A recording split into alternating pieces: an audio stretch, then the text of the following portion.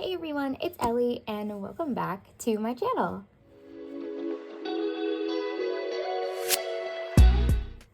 So today is going to be a little bit of a different kind of video. I'm actually not going to be talking about my journals today. I'm actually going to be talking about a series that I really like, both the graphic novels, as you can see they're all laid out here. It's Heartstopper by Alice Oseman, and also the TV series Heartstopper, which is on Netflix. Now, this show is, I forget the rating, I think it's like TV 14 or something like that. It's like sort of like upper middle grade slash like maybe like depending on your child, obviously you could go a little bit younger, but I would say that the age range for these graphic novels anyway is probably around maybe like 11 to 12 and up, something around there. And the TV show, obviously I'm pretty sure it's rated TV 14. I think the first season is like TV 7 or something like that, but you know, you can take that age rating or leave it however you want. But it's more for, I guess, young adults.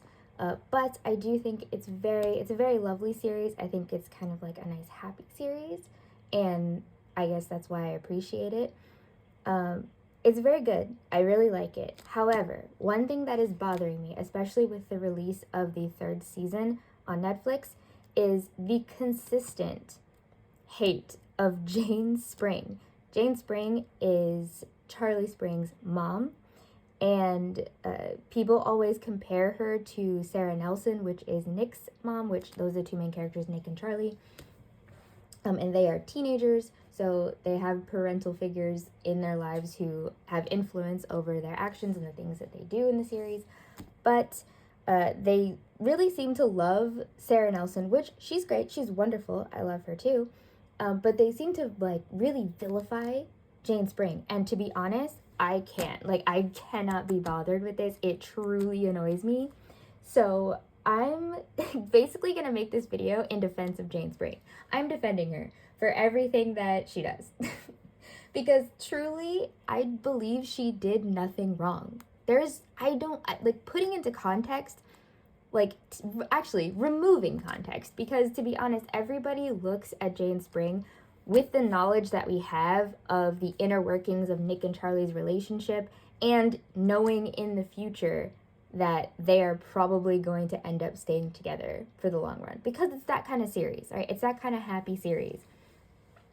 So it's just so weird to me though that people who watch this that are grown, I'm not necessarily talking about the younger people who read this or watch this and maybe don't understand like the nuances of being an adult, but it's so strange to me that adults who watch this series, people over the age of 20, whole adults, watch this series and somehow think that Jane Spring is completely wrong. Like that, I don't get it. I'm very confused and I can't stand it.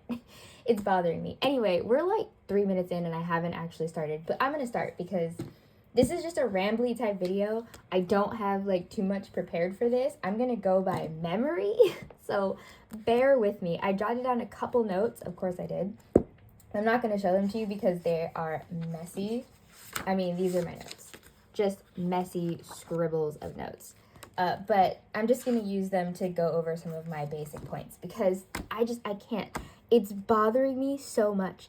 I've been trying to watch reaction videos to the season because it's kind of fun. Like, I did it for the first 2 seasons because it's nice to have somebody like watch with you, quotation marks, and it's fun to like see other people's reactions to things, and it's just fun. I just enjoy it. But not everybody, but a lot of people have these irrational views on Jane Spring, and I don't. As a grown adult with my own child, I can't get behind it. Now, my child, I guess I'm a young parent in the sense that my child is young and we have not gotten anywhere near the teenage phase yet. So I don't know what it's like to have a teenage son, but I am an adult and I can use context, and especially since I do have my own son, I've been thinking about how I would respond to situations in the future. Now, would I necessarily respond the way Jane Spring responds to things? Probably not. I'll be honest, I probably wouldn't. But looking at it from her perspective, I understand why she behaves and why she does the things she does. And I don't think they're all bad, because parenting is a wide breadth, and there's lots of good answers, and there's some bad answers, and there's some super wrong answers, but I'll be real honest, I don't think she does any super bad or super wrong answers.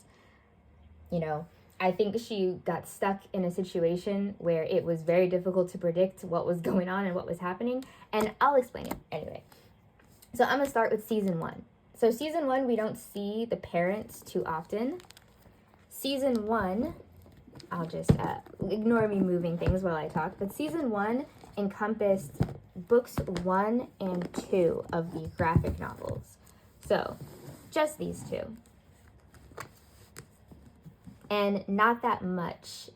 We don't see the parents, Jane and Julio Spring, that often. Oh, side extra note, I'm also going to talk about how Julio Spring is does not do any parenting past the first season. After the first season, he doesn't do any parenting at all. He just decides to sit on the sidelines and not do anything for either side. Doesn't side with his son at all. Doesn't side with the mom at all. And doesn't mediate either. So he does literally nothing after season 1. And I'll talk about that also in a second. And how Jane Spring is actually just a single mother trying her best past season 1. But anyway, in season 1, we see the parents like 3 times. Julio drives Charlie to the party. I don't remember what episode. I think episode like 3 or something like that. He drives Charlie to a party, and he's supportive, and he holds him when he cries when he comes out of the party. And Julio expresses his concern about Nick's friends when he drives them to the movies. He drives Charlie to the movies to hang out with Nick's friends. And he expresses his concern about that situation. All right, those are the times we see Julio. And we see Jane once. Now, again, putting this all into context, Julio, so thinking about it, again, this is what the parents know, okay? Take out everything you know about, what's going on with Nick and Charlie during this time. What Julio and Jane Spring know is that Charlie was bullied last year, badly, enough that, he was clearly upset. I'm sure he was very visibly upset all the time. He was bullied last year when he was outed as gay, all right? They were very supportive of him coming out, and that's all well and good. But I'm sure they know that took a toll on him. Now, this older kid is hanging around, and they met him because he came over to the house, so I'm assuming they met him, and he seems nice, but he hangs out with older kids. Probably similar to the older kids who used to bully Charlie last year. So we're in the realm of, that's interesting. And then he goes to this party that he definitely wouldn't normally go to. Okay, he doesn't normally go to parties. Instead, he hangs out with his friends, which he's not doing, which is his normal schedule. Goes to this party with Nick and comes out crying, in tears. Doesn't want to, I'm assuming doesn't talk about it. So now we're okay, well, possibly there's a connection there. And then this child shows up at the front door the next day, on a Sunday, mind you, soaking wet. And they're talking about how he left a jumper here or something like that. And this is when we meet Jane Spring for the first time. When this random child that we know in passing, because he's not really one of Charlie's close friends, but we've met him before, he shows up at the house on a Sunday morning soaking wet, looking for his jumper. That's not weird at all. That's not strange. That doesn't cause any alarm bells. I mean, I'm sure she's okay, which is kind of how she behaves. She's okay, just make sure you're ready to go to grandma's house later. And he answered the door in his pajamas. So she's why don't you put some clothes on? And that's it. That's all she says. And somehow the fandom already doesn't like her. Just from that one interaction, that one instance. I think that instance happens in this volume, I'm pretty sure.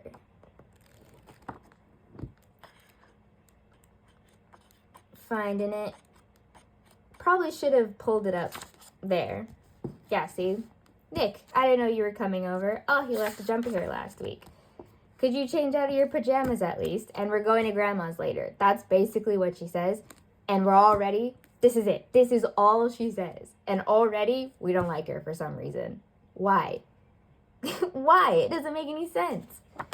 But really, that's all for season 1. Well, the last part, which is Julio expressing his concern about Nick's friends. Because the last time Charlie went to hang out with Nick's friends, he came home crying. So why would we not be concerned? You know what I mean? Why would we not be concerned? All right, so there we go. We already are establishing a thread of concern with Nick hanging out with Charlie, right? Lots of concern there. Don't know what's going on. The second season encompasses basically volume 3, and I think only volume 3 really, and like a couple of bits from volume 4, like a few random bits from volume 4, not the entire thing, but a few random pieces, because we put some things out of order.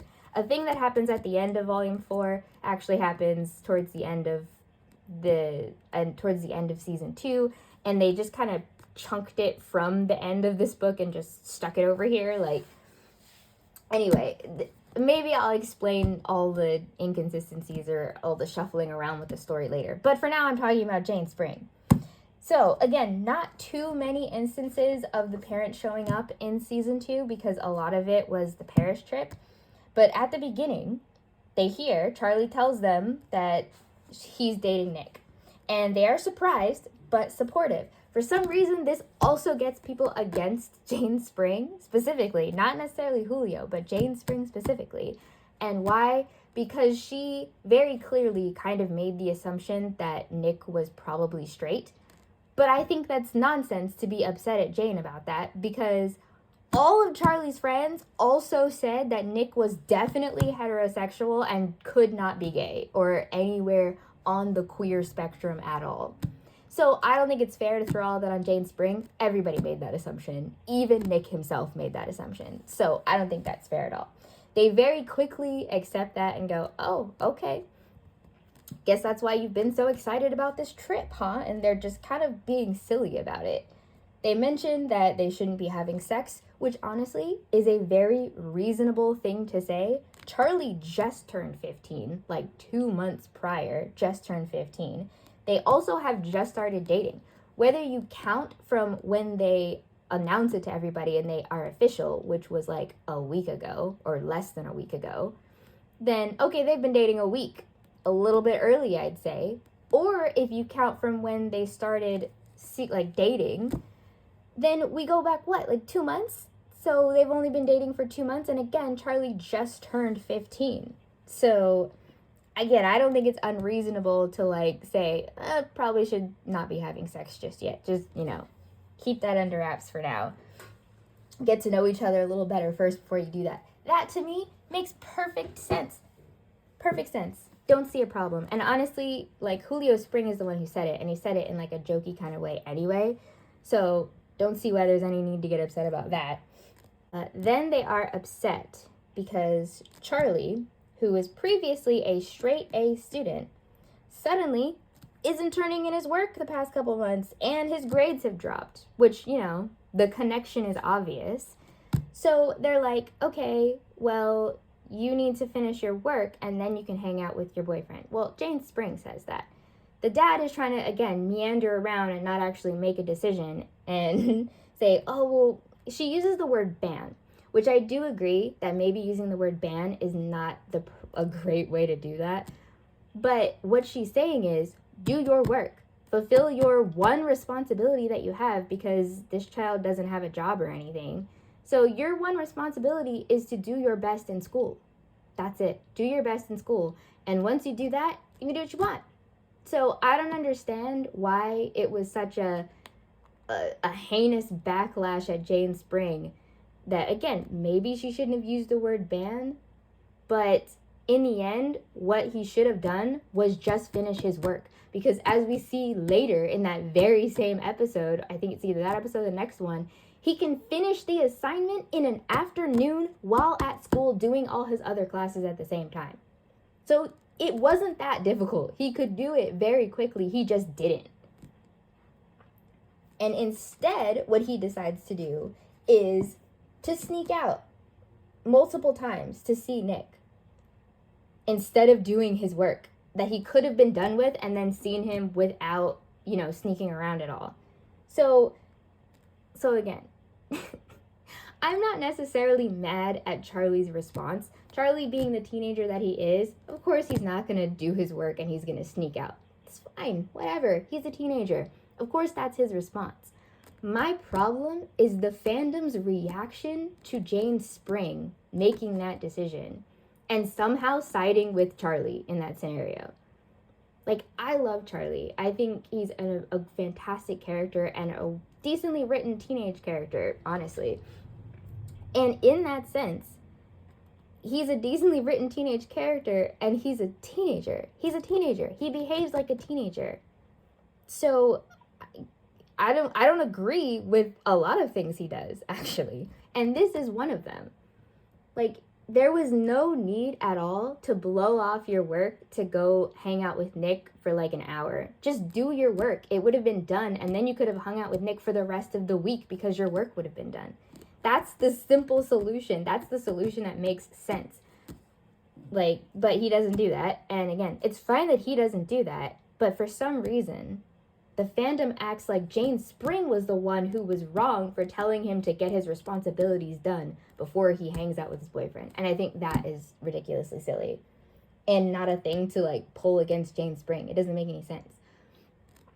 Why would she think that Charlie and Nick's relationship should be put over his schoolwork? Like, that doesn't track. For all she knows, they could break up in a couple days. Like, how is she supposed to know? They're teenagers. Who knows how long this relationship is going to last? Again, thinking about it from the point of view of a parent. All right, so now, from this point on, right, Charlie has now got a history of lying about doing what he's supposed to do. Because not only, I'm sure he lies to his parents about finishing this coursework, but he also lies to Nick about finishing the coursework too, which I find interesting. He lies about that. So not only now do we have a history of Charlie lying and not listening to his parents at all, but if you think that his parents don't know that he snuck out of the house to go see Nick on the brightest afternoon ever, then y'all are ridiculous. Because I'm sure they knew that he didn't actually finish that coursework when he said he finished it, and instead waited till the last minute to actually do it. He did it. I'll give him that. He did do it. But he's lying. And on that vein, before we move into season 3, which is where all the big stuff is coming from, and the reason I'm even making this video now, season 3, a lot of, they don't really do it too much in the TV series, but in like the graphic novels a little bit, and in like Solitaire, and in some of these other novel shorts, which I will give Alice Oseman this. She wrote these when she was very young, so they don't have the same tone as Heartstopper. But it's said many times that Charlie Spring consistently lies about things, and especially lies about his issues with eating. And if we've been paying attention, even in the TV series, he's constantly hiding the fact that he's not eating, probably from himself and also from other people. It takes like razor focus to actually see what's going on with his eating. And Nick's watching him all the time, so that's how he's noticing. Honestly, even Tao and Elle and Isaac don't notice his eating habits until we get into season 3, when he starts, the eating catches up with him and he starts to get a lot of other symptoms going as well. But the eating thing, he is purposely also hiding. So I don't know why people are also, which I'm going to get to again, people are also up in arms about the fact that his parents didn't notice he had an eating disorder. But that that's just not a thing that they would have noticed.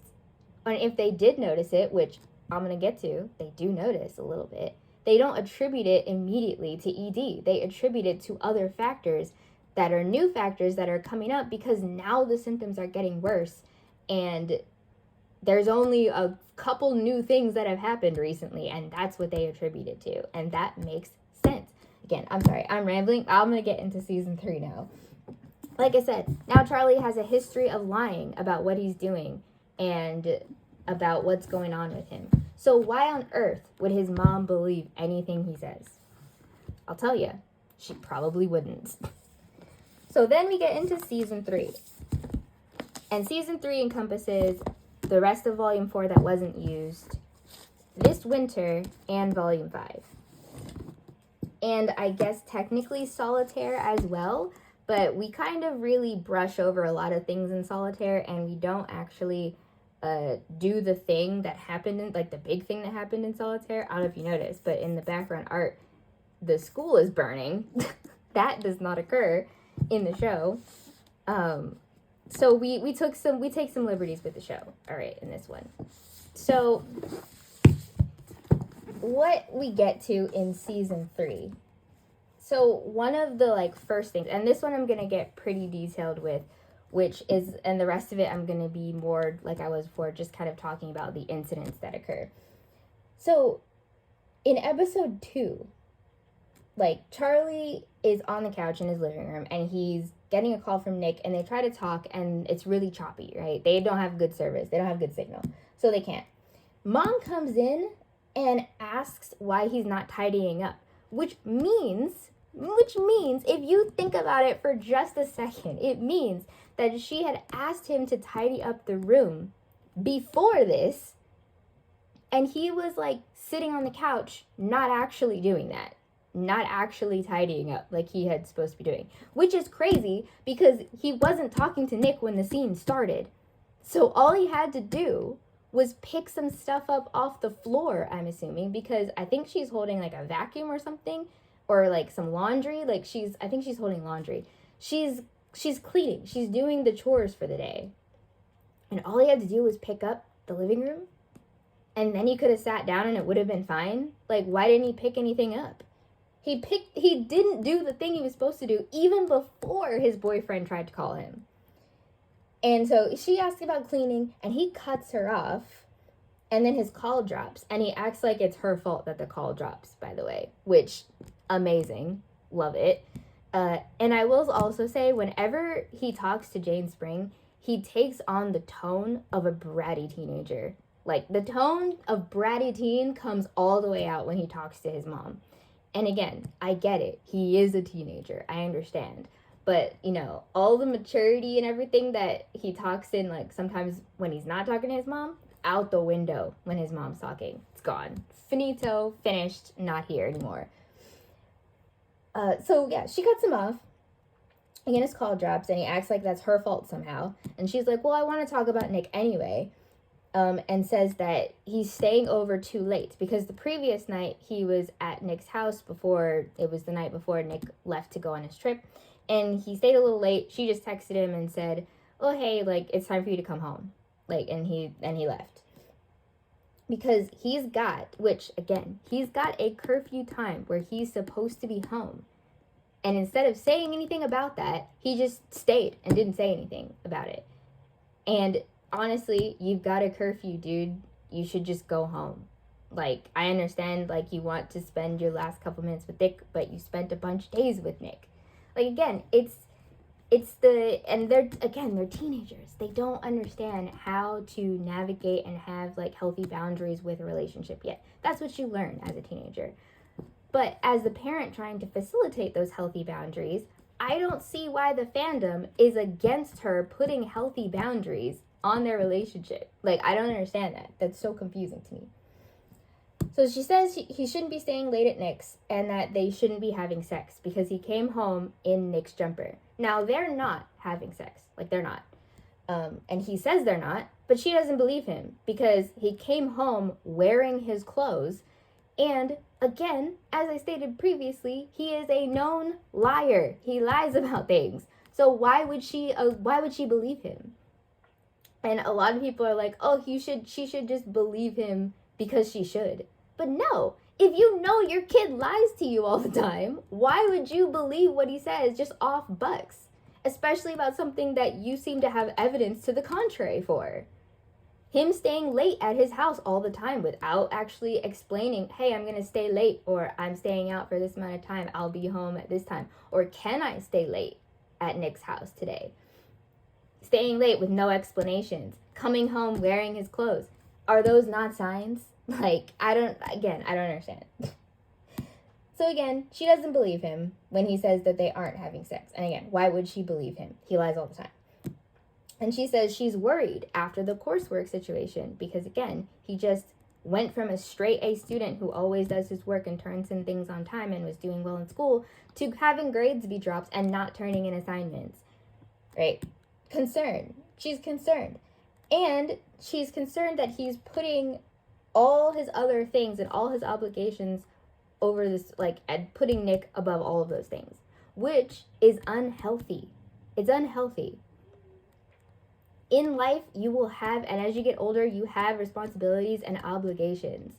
Like I said, she's here doing laundry today. What if she decided to not do laundry and instead hang out with her husband all day long? Just going, oh, I love you. Oh, let's just sit on the couch and watch TV and not do any of our chores and not do any of our housework at all. And let's blow off work too and not turn in the stuff we're supposed to turn in at work. Like, that's ridiculous. You can't do that. And getting a start on learning how to navigate a healthy relationship that also encompasses doing things in your actual life that don't involve your partner is important.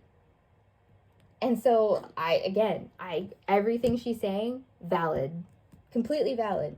He then twists her words and says, so I can't have a boyfriend because of schoolwork, which is not what she said at all. She didn't say that at all. She didn't say that he can't have a boyfriend. She said she's worried that he's putting Nick over all his other important responsibilities, which again is fair because it is kind of what he's doing. Tori backs up Charlie because of course she does, and I'm not necessarily going to blame her for that. And the mom just says that she's worried about Charlie, which again, I get it. She's seeing things, she's starting to see things, and she's like, I'm concerned about this. This stuff is starting to pile up, all right? And then another thing's going to happen, and she's going to continue to have worries piled up. So the only new factor that she's seen is that Nick's here now in the picture. But whenever she tries to talk about it, and we understand as the audience that Nick is not the problem, but whenever she tries to bring up a thing, he just completely snaps at her and just doesn't want to talk about it because in his head, of course, he knows that Nick's not the problem either, but he also doesn't want to talk about the real problem. So he just snaps at her and we never get any further to getting to the real problem. And that's the issue. The whole issue with this entire relationship with Nick and his mom, or Nick, with Charlie and his mom is communication. They don't communicate properly. And I will admit that's on both of them. But I will also say when your teenager never wants to speak to you about anything, like how hard are you really gonna push? Like, are you gonna, like, because bothering him and talking and trying to get him to talk just makes it worse. So in the end, all you have to do is wait for them to come to you, which he eventually is gonna do. But that's all you can do, is wait for them to come to you. All right, later on, again, like 3 weeks later, Charlie has been slogging it these 3 weeks, all right? And I'm sure they've noticed, doesn't talk to his friends very often. Friends aren't over here enough. And you know what's interesting? You know, again, the friends aren't over. He's moping around. He's got less energy. He's not eating dinner very often. And again, the one thing they know is that Nick's not here. And all these things are getting worse and worse and worse. And Nick, again, is the common factor that they see. What else do they see? What else changed? Nothing else changed. The only thing that changed is that Nick was his boyfriend and his boyfriend is not here. And now what is he doing? He's acting out. Is that not what you would assume? So again, 3 weeks later, like right before they head back to school, Julio makes like a dinner that's probably a little tasteless based on how it looks, I'll be honest. But Jane notices first that there's something wrong with Charlie as he's looking at this food, and she's like, are you okay? Like, she asks if he's feeling all right because he doesn't look okay. And then Julio makes a joke about how, like, you know, his food doesn't have enough seasoning to it, and he makes a joke. And he looks at Tori when he makes that joke because she's the one who said his food doesn't have any seasoning. So it's all fun, silly family stuff. Again, they don't understand, and they haven't seen the seriousness. They think this is a teenager being moody. And so Charlie goes upstairs, and he talks to Nick. He's upset. Charlie's upset on the phone. And Jane Spring goes upstairs, and Charlie is clearly upset, and she asks if he's been texting Nick. And he just says he doesn't feel well. And of course she knows he's texting Nick. Doesn't realize, I guess, that he's on the phone with him. But she knows that he was probably talking to Nick. And what's happening after talking to Nick? Tears. Crying. And he just reiterates that he doesn't feel good. And she tries to ask, like, what's wrong? And she says it in a very concerned way, but he doesn't answer. He refuses to give an answer and just says that he doesn't know what's wrong. And so she's like, well, you need to eat. Like, because again, most people, if you don't feel well, usually ingesting things, like ingesting nutrients, helps you feel better. And he's like, he doesn't want to eat because he doesn't feel well. So then she goes to get him some medicine. And I mean, this to me is like the crux of like, and my like main argument of Jane Spring is literally doing her best. Doing her best. Like, she's trying so hard. And I'm going to go through again, like, the rest of the generalities, but there's just a lot more in season 3. So, eventually, Charlie comes to them with a letter that he wrote with Nick's help, I guess, about how he's feeling and how he needs help. And they immediately take it seriously. They don't, like, joke around. They don't play around with it. They immediately take it seriously. And they go, and here's where I'm going to get on Julio Spring. Jane Spring makes the appointment to go into the general practitioner, I believe, first. And they talk to the specialist, and this is through, like, several episodes of, like, Backflash and, like, you know, a bunch of diary entries. Oh, so sorry. And they go through diary entries and story arcs and all that. And so this all is kind of meshed and jumbled together in, like, a lot of information at once. But essentially, the gist of what happens. Jane Spring makes the appointments to go see the doctors, and when Charlie is in the doctor's office, he just doesn't answer questions. Like, he's very clearly, like, hesitant to answer questions. And he admits in his voiceover and in his notes that he writes. In this one, we do it somewhere, yeah, where he writes his letter and everything. In this one, he even admits, and in his letter that he reads out loud, or his diary entry, that he doesn't even, at the beginning, he was, like, reluctant to even try to get better, because it's easier to just stay the way he was, and not have to, like, and it's, because it's hard work to change, and it's hard work to move past something that's been a struggle for a decent amount of time. So in the end, Jane Spring is answering questions for him and trying to, like, you know, prompt him to answer. He's not answering, so she tries to answer as best she can for him to the doctor, because otherwise they're not going to get any help. So of course she does that. So she goes to the doctor's appointments. She makes the doctor's appointments. She goes to the doctor's appointments. She helps get everything set up and together. She's doing her best. I didn't see Julio Spring do any of that. The only thing we see him do is go to the family visits, which are all well and good. But that's all he does in that case. So yeah, I think she's just really doing her best. After all the, like, the rigmarole of going through the health facility and all that, and then he's discharged, the first thing we do is Christmas. Christmas is, like, right after that. And again, a lot of people are on Jane Spring about this, but to be honest, again, I don't see her doing anything wrong.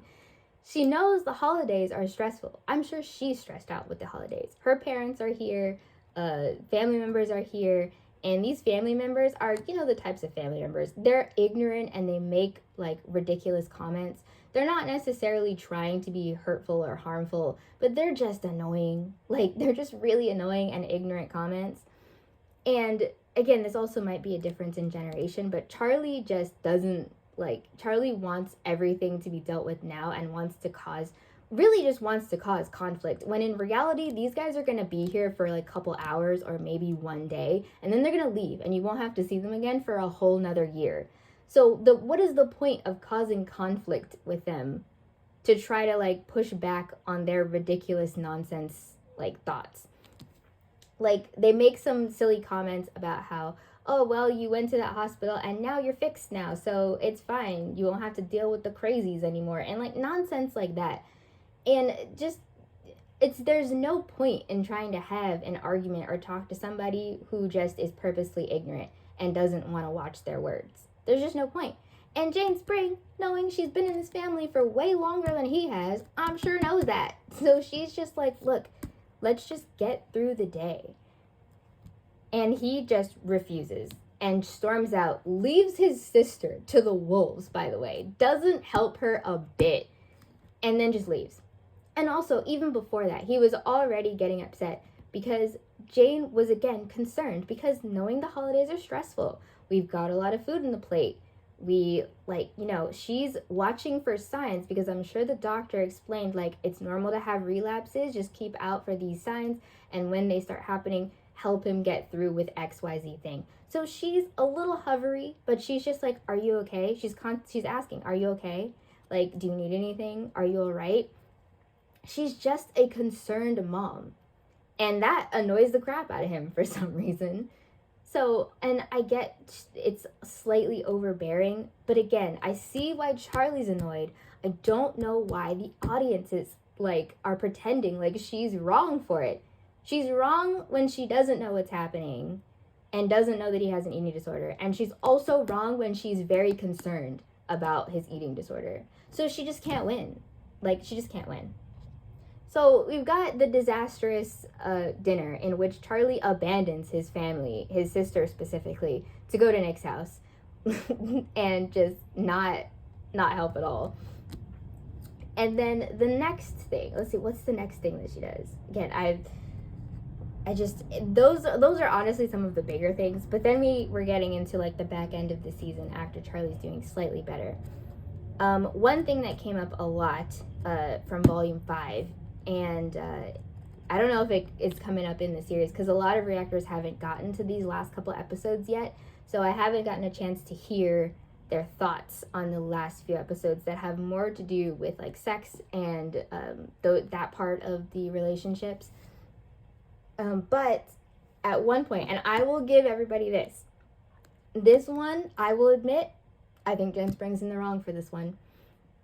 Nick and Charlie are starting to like move forward in their relationship, and they're in Charlie's house, not really, but seems like they're about to start something on his bed, and then Jane Spring knocks and then opens the door and she says something like, we don't lock doors in this house or close doors in this house, Charlie. And she sees them on the bed, clearly, like, nothing's, like, off or anything, but clearly something she walked in on. And what I will give is that there is, like, no point in doing the knock as you enter thing. Like, if the door is closed, then you should knock, express concern, like, say someone's name, wait a couple seconds, and then open the door. Like, there's no need to do the knock as you open the door. There's no point in that. You may as well just open the door. So there was no point in that. I think that was ridiculously silly, and she was definitely going to walk to something she didn't want to see. However, what I and a lot of people said in Volume 5 was that she shouldn't have a no closed door policy. But I fundamentally disagree with that. The TV show didn't get into it super hard, but Charlie does I guess I'll say injure himself sometimes, and during the time before he was sent to the hospital, he had an incident that was so bad and he hurt himself so badly that they had to go to A&E, which is like the British version of like urgent care or like an emergency room. So, and that happened behind a closed door. It's mentioned in Solitaire. So that's, how you get the context for that. They don't really say it too much in the TV show, but that's what that was when Nick was sitting up in his bed in the middle of the night calling Charlie on the phone, and Charlie was like, I just don't know how to stop it. I can't control it, whatever. That was that incident. So behind a closed door, all her son has done is hurt himself. So, of course she has a no closed door policy. That makes total sense. That, you know how horrifying that must have been to come back from wherever and your child has done that to themselves and they have to go to the hospital and the door was closed? No, we're leaving doors open. I need to at least be able to glance and make sure you're not doing anything, like, again, because it's not necessary. Again, the mental health issues that Charlie's going through are not necessarily his fault. They're not. But like being mad at Jane Spring for trying to mitigate those things is ridiculous. Ridiculous. It doesn't make any sense. So like there's that. So I agree with her open door policy, at least for the moment. So then the next thing that occurs, and this is probably the last thing. This is the last thing.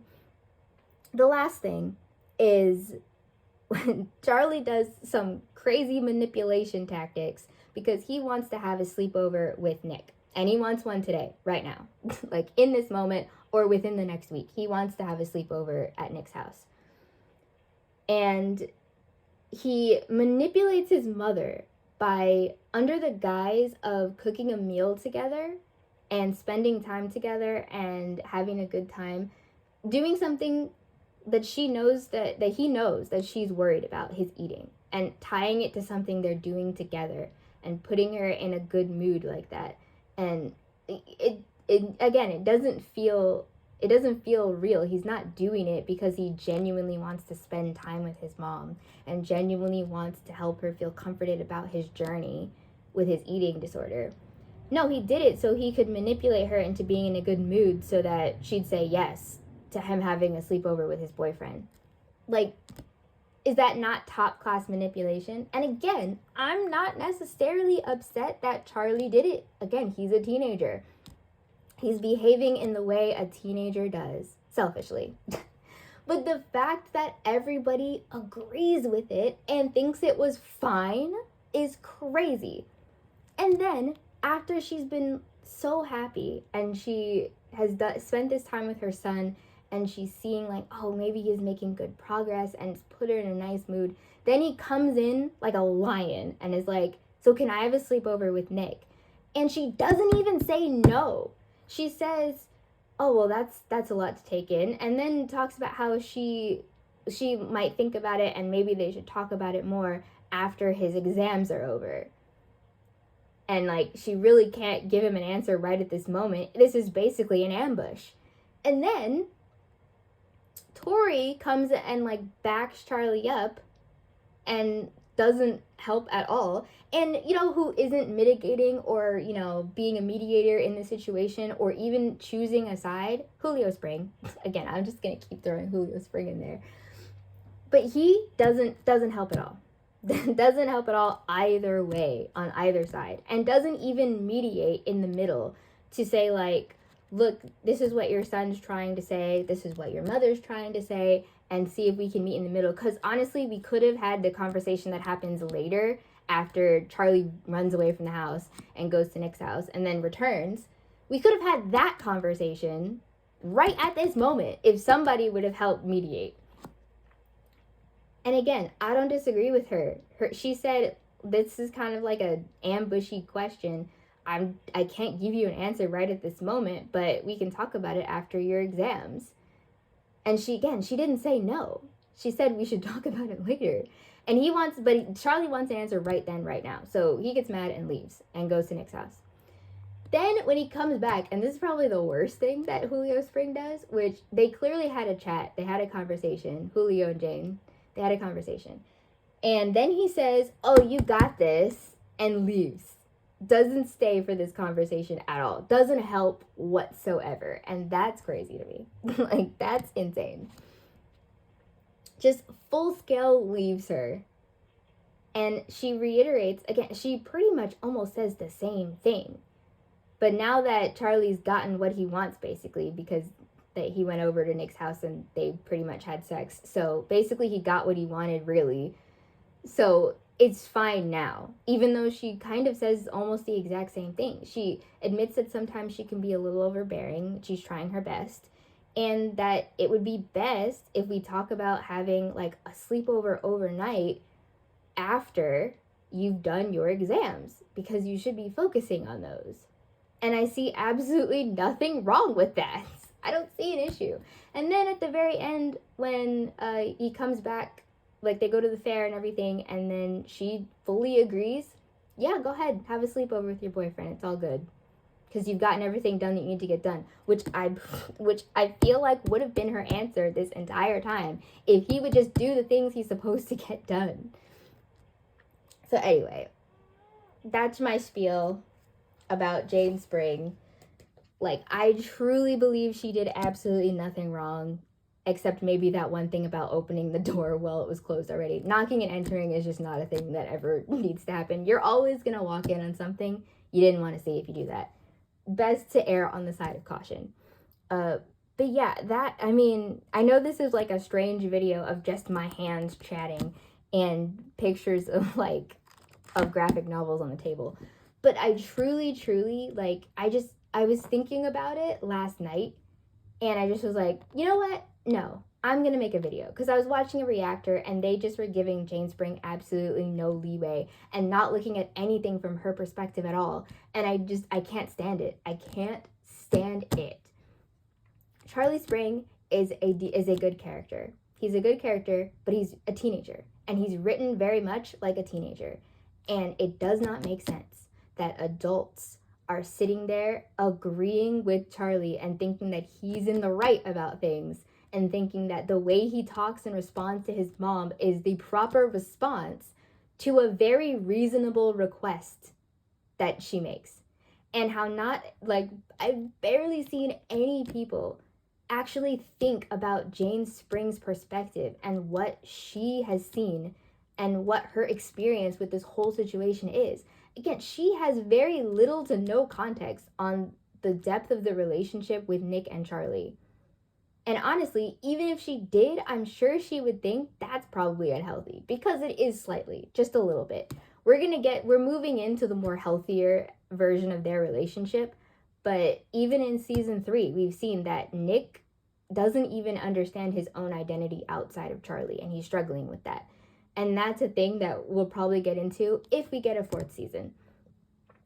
But I can't understand why people just are not on Jane Spring's side. It doesn't make any sense at all. And so this is my very rambly, very not coherent argument and defense of Jane Spring. Maybe at some point I'll actually do a more cohesive list if I ever like rewatch the whole series again, and actually, you know, take the time to take real notes about it. I might actually do a better, more comprehensive breakdown, basically saying the same thing, but in a better format. But for now, here's my rambly defense of Jane Spring. Let me know your thoughts if you have read or watched Heartstopper, what you think. If you agree with me, if you disagree with me, I will gladly talk with you in the comments about it. Just try not to be rude or anything like that. No rude comments, please. We can all have a healthy discussion without being rude or name calling or anything like that. None of that. Because I have seen that in this fandom, and I think it's absolutely silly. So, you know, if you've got like a response or a rebuttal, or you know, if I forgot something, because I'm sure I forgot something, or I didn't mention a thing that, you know, the Springs were in and I just missed it, just let me know, and let me know maybe your perspective, and I'll let you know mine, and we can talk about it, and maybe we can see common ground, because communication is how we understand each other better. All right, I think that's all I got for right now. Thanks for watching. Sorry this isn't my usual brand of video, but if you did watch, thanks, I appreciate it, and I'll be back with my regular content next time. I believe next should be probably my D&D journal look through, and a couple other videos that I have planned. Anyway, I'll see you next time, guys. Bye. You're jealous.